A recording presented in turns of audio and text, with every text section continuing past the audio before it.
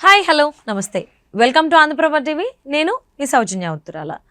ఒకానొక టైంలో cinema release అవ్వాలంటే ఖచ్చితంగా థియేటర్స్లోనే రిలీజ్ అవ్వాలి. కానీ ఇప్పుడు ఆప్షన్స్ వచ్చేసాయి, మల్టిపుల్ ప్లాట్ఫామ్స్ ఉన్నాయి. అండ్ ఓటీటీ ప్లాట్ఫామ్స్లోనే మల్టిపుల్ చాయిసెస్ ఉన్నాయి, మల్టిపుల్ ప్లాట్ఫామ్స్ కూడా ఉన్నాయి యాప్స్లో కనుక మనం చూసుకున్నట్లయితే. మరి ఇలా చూసుకుంటే ఓటీటీలో మనకి హద్దులు ఎటువంటివి ఉండవు. సినిమా రిలీజ్ చేయాలంటే థియేటర్కి సంబంధించి మాత్రమే హద్దులు ఉంటాయి. మరి దీనివల్ల సినిమా ఇండస్ట్రీకి ఏమన్నా లాభం వచ్చేటువంటి అవకాశం ఉందా, లాభం చేకూర్చేటువంటి అవకాశం ఉందా ఏంటి? ఈ అంశానికి సంబంధించి వారి అభిప్రాయాన్ని మనతో పంచుకోవడానికి ఈరోజు మనతో పాటు ఉన్నారు సీనియర్ ఫిలిం జర్నలిస్ట్ నారాయణ రాజు గారు ఉన్నారు. వారితో మాట్లాడదాం. నమస్తే అండి. నమస్తే. అంటే కొంతమంది సినిమా అంటే దైవం కింద పూజిస్తారు. అప్పుడు సినిమా తీసి రిలీజ్ చేయాలని అంటే కేవలం థియేటర్స్ ఒక్కటే ఛాన్స్ ఉండేవి, లేదంటే నాటికలు చేసేవాళ్ళు. కానీ ఇప్పుడు ఓటీటీ ప్లాట్ఫామ్ అనేది ఒకటి ఎంటర్ అయింది. ఒకటి కాదు, ఓటీటీలో మనకి చాలా ప్లాట్ఫామ్స్ ఉన్నాయి. సో ఇలాంటి మల్టిపుల్ ప్లాట్ఫామ్స్ ఉన్నప్పుడు అది సినిమాకి మంచి చేస్తుంది అనుకోవాలా, చెడు చేస్తుంది అనుకోవాలా? ఎందుకంటే థియేటర్కి రిలీజ్ చేయాలంటే కొన్ని రూల్స్ అండ్ రెగ్యులేషన్స్ ఉంటాయి. అవేంటి? ఓటీటీకి రిలీజ్ చేయాలంటే ఉండేటువంటి రూల్స్ అండ్ రెగ్యులేషన్స్ ఏంటి అంటారు? ఇప్పుడు ఈ ఓటీటీ అనేది మనకు ఇండియాకు పరిచయం అయింది ఈ కరోనా టైంలోనే. అంతకుముందు హాలీవుడ్లో కావచ్చు, మరే ఇతర దేశాల్లో కావచ్చు, ఈ ఓటీటీ ప్లాట్ఫామ్ అనేది మొదటి నుంచి ఉంది.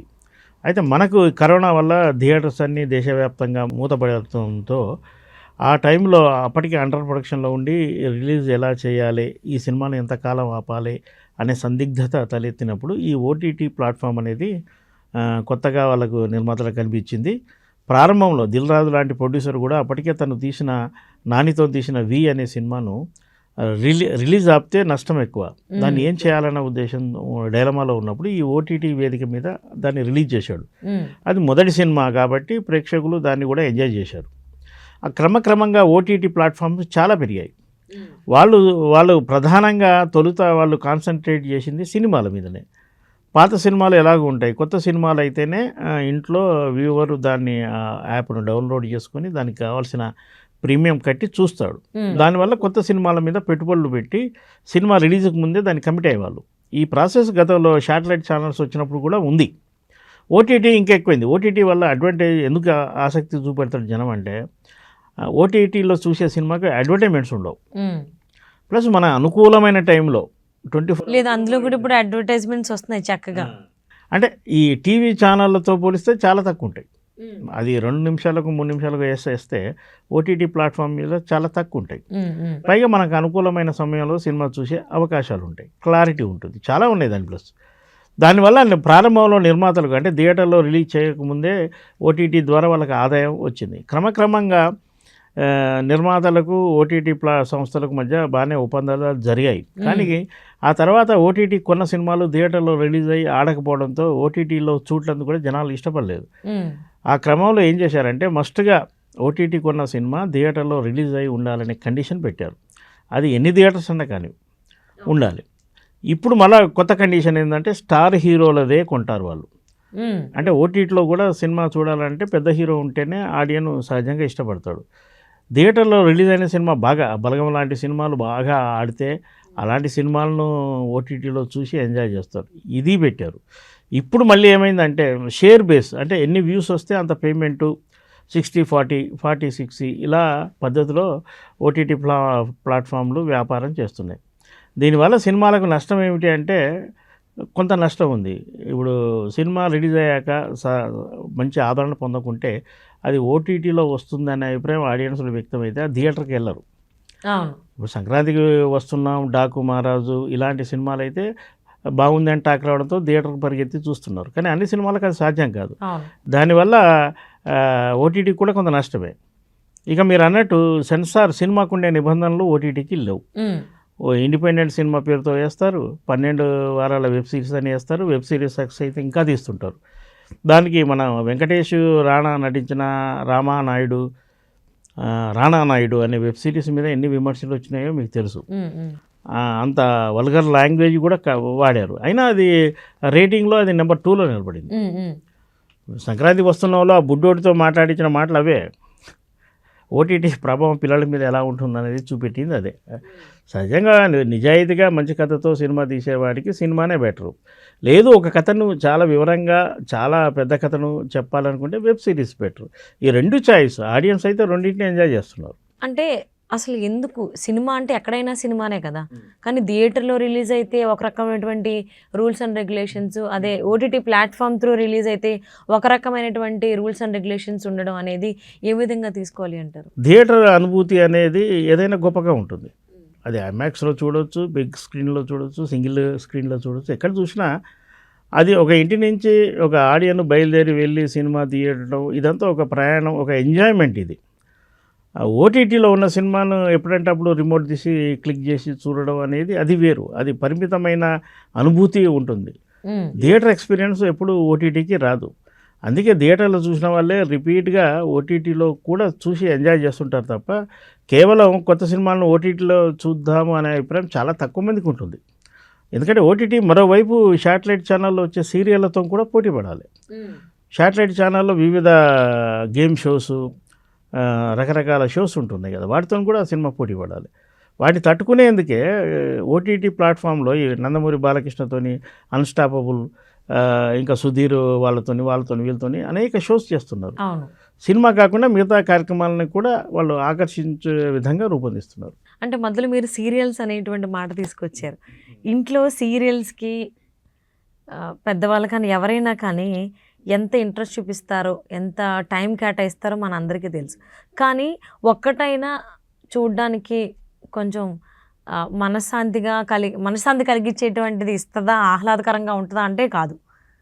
కక్షలు, ప్రతీకారాలు ఇవే ఉంటాయి. అసలు అయినా కానీ మనుషులు ప్రజలందరూ కూడా దానికి ఎక్కువ ఇంట్రెస్ట్ చూపిస్తున్నారు. అంటే దానివల్ల ఎలాంటి ఎఫెక్ట్ పడేటువంటి అవకాశం ఉంది ప్రజలపైన? ఈ జనరేషన్లో చాలా కుటుంబాలు ఏదైతే కోల్పోయారో అదంతా బుల్లితెర మీద సీరియల్ రూపంలో చూస్తున్నారు. ఒక ఇంట్లో తల్లి, తండ్రి, మేనమామ, అన్న, వదిన, ఆడపడుచు, బామ్మ, ఇన్ని క్యారెక్టర్లు మనకు సహజంగా ఇళ్లలో కనిపించట్లేదు. అందరి మనసులో ఉంటుంది.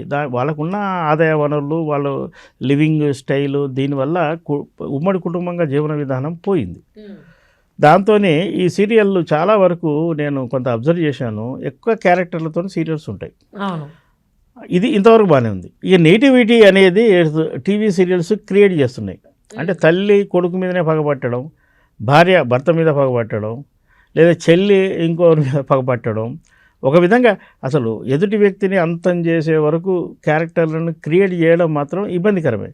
ఇది ప్రత్యక్షంగా కాకుండా పరోక్షంగా చాలామంది మీద ప్రభావం చూపెడుతున్నాయి. సహజంగా ఈరోజు మనం కొన్ని న్యూస్లు ఫాలో అవుతుంటే కొందరు భార్యల పట్ల లేదా కొందరు భర్తల పట్ల వ్యవహరిస్తున్న తీరు ఎంత క్రూరంగా ఉంటుందో మనం చూస్తున్నాం. అందులో కొంత శాతాన్ని టీవీ సీరియల్లో రకరకాలుగా చూపెడుతున్నారు. పాలిచ్చే దాంట్లో విషం కలపడం, లేదా కత్తి తీసుకోవడం, గన్ను పట్టుకోవడం, వెంబడించడం, వాళ్ళ పుట్టిన చిన్న చిన్న పిల్లల్ని మాయం చేయడం, బ్లాక్మెయిల్ చేయడం, ఇలాంటివన్నీ మనం సీరియల్లో చూస్తున్నాం. మరి ఈ నెగిటివిటీని చాలామంది ఎంజాయ్ చేస్తుండడమే మనకు ఆశ్చర్యం కలిగిస్తుంది. మరి దాన్ని మనం ఇప్పుడు సీరియల్ తీసేవాడిని మనం ప్రశ్నిస్తే వాడు మనకు రేటింగ్ చూపెడతాడు. మా రేటింగ్ బాగుంది అంటే ఆడియన్స్ చూస్తున్నారు కదా అంటాడు. స్పాన్సర్ కూడా ముందుకు వస్తాడు ఇలాంటి సీరియల్కి డబ్బులు పెట్టడానికి. మరి ఇక్కడ మనం ఎక్కడ ఆపాలి? మీరు చూస్తున్నారు, మేము తీస్తున్నాం అంటాడు. మీరు తీస్తున్నారు కాబట్టి మేము చూస్తున్నాం అంటారు. ఇలా పరస్పర విరుద్ధమైనది వస్తుంది. ఏది చూడాలి, ఏది చూడకూడదు అన్నది ఎవరికి వాళ్ళే వ్యక్తిగతంగా నిర్ణయాలు తీసుకోవాలి. అలాగే ఓటీటీ ప్లాట్ఫామ్స్లో రిలీజ్ అయ్యేటువంటి సినిమాలకు కూడా ఎక్కడ సెన్సారింగ్ ఉండదని చెప్పారు కదా, మరి సెన్సార్ కట్ లేనప్పుడు సో ఎలాంటివన్నా కంటెంట్ మనం ఓటీటీ ప్లాట్ఫామ్ త్రూ కూడా రిలీజ్ చేసేయచ్చు. సో చూడకూడదు అంటే ఇంట్లో కలిసి చూస్తాం కాబట్టి పిల్లలతో పాటు ఒకసారి చూస్తాం, లేదంటే పెద్దవాళ్ళు అయినప్పుడు వాళ్ళు కూడా చూసేటువంటి అవకాశం ఉంది. సో మరి అలాంటప్పుడు ఓటీటీ ప్లాట్ఫామ్స్కి రిలీజ్ అయ్యేటువంటి సినిమాలకు సంబంధించి వాటిని ఉద్దేశించి ఏమన్నా రాబోయేటువంటి రోజుల్లో రూల్స్ అండ్ రెగ్యులేషన్స్ లేదంటే సెన్సార్ కట్ చేయడం అలాంటివి ఏమన్నా వచ్చే అవకాశం ఉంది అనుకోవచ్చా? చాలా కాలంగా టీవీ సీరియళ్లకు సెన్సార్ పెట్టాలనే డిమాండ్ ఉంది. అది ఎందుకో కార్యరూపం దాల్చలేదు.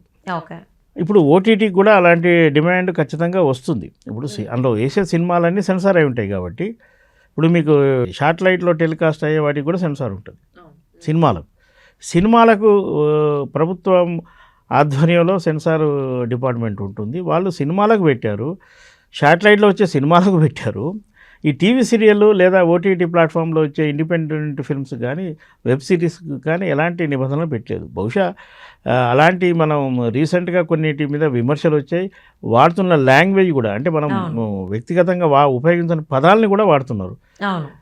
దాన్ని మరి దానికి సాధారణంగా ఒక హెచ్చరిక లాంటిది జారీ చేసి వదిలేస్తున్నారు. కానీ ఈ డిమాండ్ ఖచ్చితంగా ముందుకు ఒక బలమైన డిమాండ్గా ప్రభుత్వం దగ్గరికి వస్తుంది. అన్నిటికీ సెన్సార్ నిబంధన అమలు చేయాలనేది.